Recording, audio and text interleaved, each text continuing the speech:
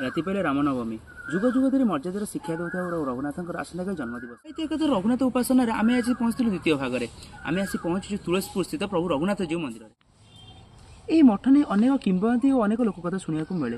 किंवदंती कहे तुलसीदास नामक जन सन्थ द्वारा यह मठ प्रतिष्ठा होता है। किंवदंती शुणा मिले जितेबाला यही मठर तृतीय महंत था सन्थ गरीदास से बारवाटी दुर्ग दिल्ली बादशाह द्वारा शासन होता है।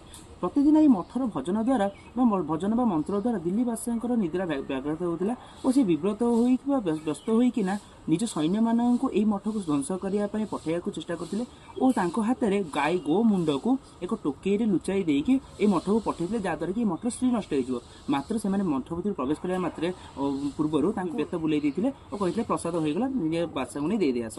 परवर्त में बादशाह जो यहाँ खोलिक देखते से सद्य रंधा होते प्रसाद पाई यापर बादशाह निज भूल बुझी पारिकी आसिकिना मठ को आसिक महंत को भूल मागिते और ठाकुरों किसी कर इच्छा जताई यापर महंत कौन करते ना तुलसी मंजी को धरिकीना समग्र अंचल को बुले जाते और कहते अंचल सीमा और यही आपण के यही सीमा उल्लंघन कर आसवे ना तुलसी बण द्वारा अंचल परिपूर्ण हो यह परवर्त में तुलसीपुर नाम नामित होती है। मठर अधिष्ठाता देवता हिसाब से प्रभु रघुनाथ माँ सीता और प्रभु लक्ष्मण विराजमान कर मठर आउ एक स्वतंत्रता होची यही मठे रामंकर चर्म पादुकाटी रही मठर कारुकार्य खूब सुंदर और खूब निखुण भाव परिपूर्ण। यही मठटी पुरी स्थित कटकी मठ सहित संपृक्त अटे। कहुए यही मठर हनुमान मंदिर बाम दिगरे एक सुड़ंगटे लंबी जहाँकि पूरा कटकी मठ द्वारा संयुक्त होती।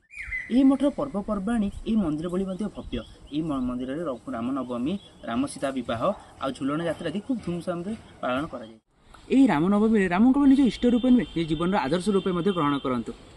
जय सीताराम।